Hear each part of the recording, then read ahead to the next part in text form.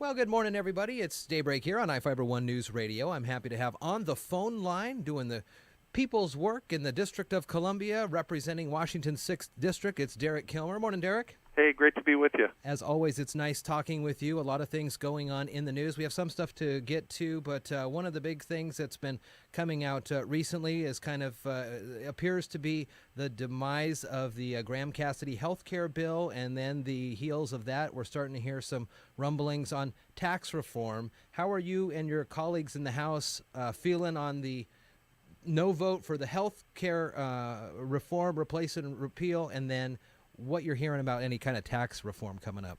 Sure. Let me talk healthcare first, and then I can dive into the tax reform discussion. You know, on healthcare, I'm someone who said all along that I wasn't here when the Affordable Care Act was passed. I think it undeniably makes progress on a lot of fronts for the folks I represent. If you go out to Mason General, it's certainly helped their bottom line. It's meant that a lot more people have insurance. It means that people who have pre-existing conditions are now able to get coverage. But it's not a perfect law. And, I've been someone who said if we can make changes that actually, reduce costs for folks, that make sure more people are able to have coverage, that reduce costs to small businesses, we should do that. Unfortunately, what we've seen out of Congress has been stuff that would move in the wrong direction. You mentioned the Graham Cassidy bill. Unfortunately, that would remove a lot of those positive things. It would actually, according to the Congressional Budget Office, increase premiums, cover fewer people, jeopardize the coverage for people with pre-existing conditions. And, that's something that I think shouldn't pass. And so I think it was good news that it didn't pass. Now my hope is that you could actually see Democrats and Republicans come together and fix the parts of the Affordable Care Act that need fixing. That's, when I'm back home, what people, say to me is, listen, don't throw everything out. There's parts of this that are really good, but, go to work together on things that need fixing. And I'm part of a bipartisan group called the Problem Solvers Caucus. We've worked on some proposed reforms that would, try to address some of the concerns, to try to shore up the individual marketplace for insurance and try to make sure that we're reducing costs and covering more people. And that's where I hope Congress gets focused. And then moving to the potential for tax reform. It's been decades since anything major has come out of D.C., changing a lot of the tax codes. Some starting to hear a little bit about some of the different proposed rates, perhaps. And what are you looking for as a blueprint? I know that the White House doesn't want to put forth necessarily a bill, but a framework as they get things going. What would you like to see to help out the folks in the 6th? Well, the biggest thing for me is, I guess, a few things. One, I think the middle class needs a break. There's a bunch of carve-outs in the tax code that were put there because, someone hired a good lobbyist in Washington, D.C., but the middle class is really getting squeezed. And so, overwhelmingly, the thing that I want to see is something that actually helps the people I represent.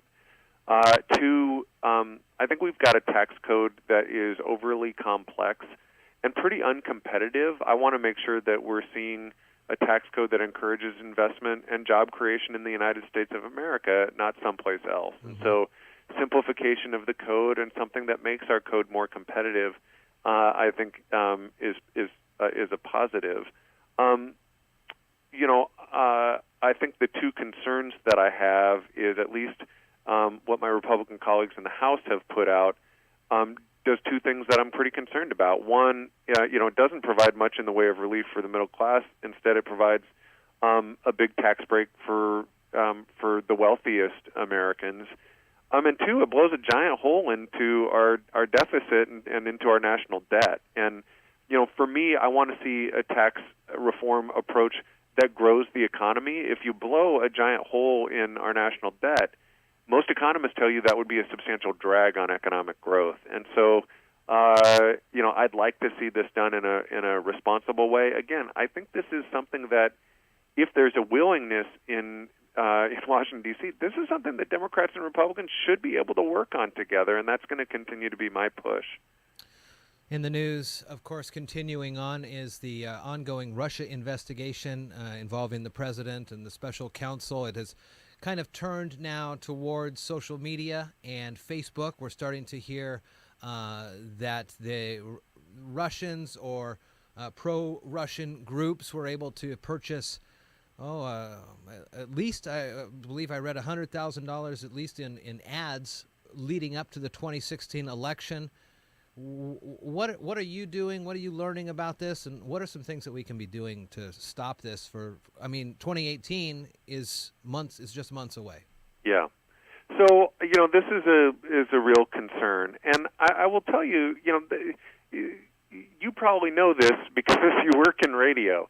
When a political candidate or an organization buys an ad trying to influence a political outcome, when they buy a TV ad or they buy a radio ad, there's a disclosure requirement. Mm-hmm. There's actually, both when you hear an ad, it says, paid for by People for Derek Kilmer or whatever, but also the radio station has to make available, or the TV station for TV ads has to make available who's buying what, how much are they buying to try to influence an electoral outcome. Interestingly enough, that is not true in the online world. Mm-hmm. And so, I think that's very troubling because what you've seen is apparently some Russians decided that was a loophole in our campaign finance laws and bought a bunch of online ads to try to affect electoral outcomes. And, again, I don't look at this as a Democratic issue or Republican issue. I think this is a integrity of American democracy issue. And so I was so concerned about this, I joined a number of my colleagues, both from the House and in the Senate, in sending a letter to the Federal Election Commission. And we urged them to ensure that foreign governments won't be able to use social media advertisements in future elections. And I'm actually also working on some legislation, to make sure that, we're basically modernizing the rules. Right now, that requirement that exists for TV and radio, that should apply to online media as well. And so we're working on a bill in that regard. A lot of the pushback that we hear, most notably from the White House, it seems like if you're going to kind of ask these questions, did Russia meddle in the election, whether or not they had a dog in the race on this one, were they for the Clinton camp or the Trump camp? It seems if we even start to bring it up in casual conversation or in thoughts to fix the situation, that it's just that means the president, it was Russia did something to help the president win. And you kind of alluded to it, but this is a broader issue than just the 2016 race. Yeah, I think you do have to understand what happened in the rearview mirror, just so that you can identify how to keep it from happening again. Mm-hmm. If there was foreign involvement, and according to our intelligence agencies, there was clearly foreign involvement in the last election. To me, what's important is not just understanding what happened, but understanding how to keep it from happening again. Because, listen. The next election, could be some other race, some other party, some other candidate. And I think as Americans, we should say that, foreign countries have no place in the American democracy. And, by and large, at least when I'm back home, everybody, regardless of their party, appreciates that's a value we can all embrace. National Guard cyber bill was introduced by you. Tell me about that, and tell me about Tim Lowenberg.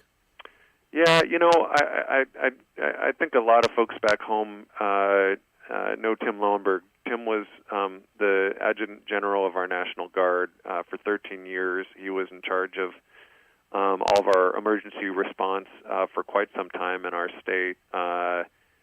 He worked with me a lot. He was a big active member of my Veterans Advisory Council and was just a stupendous human being. He served in the military for 44 years.